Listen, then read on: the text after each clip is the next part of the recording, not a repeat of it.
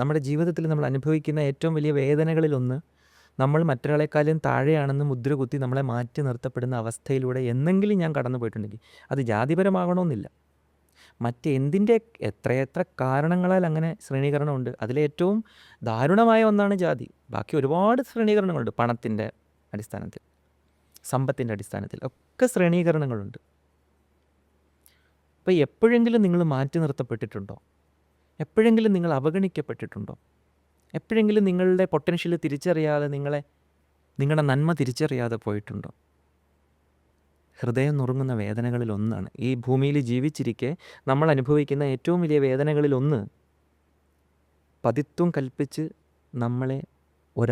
മറ്റൊരു മനുഷ്യൻ നമ്മളെ മാറ്റി നിർത്തുന്ന ഒരു അവസ്ഥയാണ്. അതേസമയം പതിത്വം കൽപ്പിക്കാതെ നമ്മളെ തുല്യതാബോധത്തോടു കൂടി സ്വീകരിക്കപ്പെടുന്ന അവസ്ഥ ഇതിൻ്റെ ഓപ്പോസിറ്റാണ്. അതിൽപ്പരം ഒരു ആഹ്ലാദം, അതിൽപ്പരം ഒരു ആനന്ദം വേറെയില്ല. അതാണ് ഞാൻ നേരത്തെ പറഞ്ഞ ഒരു പോയിൻ്റ്. നമ്മുടേതല്ലാത്ത ഭവനത്തിൽ, നമ്മുടേതല്ലാത്ത ആളുകളുടെ ഇടയിൽ നമ്മൾ സ്വീകരിക്കപ്പെടുക എന്നുള്ളതാണ്, സർവാത്മനാ സ്വീകരിക്കപ്പെടുക, അവരിൽ ഒരാളായി നമ്മളെ അംഗീകരിക്കുക എന്നുള്ളതാണ് ഏറ്റവും വലിയ ആനന്ദം. ജീവിതത്തിൽ നമുക്ക് കിട്ടാവുന്ന ഏറ്റവും വലിയ ആനന്ദാനുഭവങ്ങളിലൊന്ന്. അതിൻ്റെ ഓപ്പോസിറ്റിലാണ് ജാതി നിലകൊള്ളുന്നത്.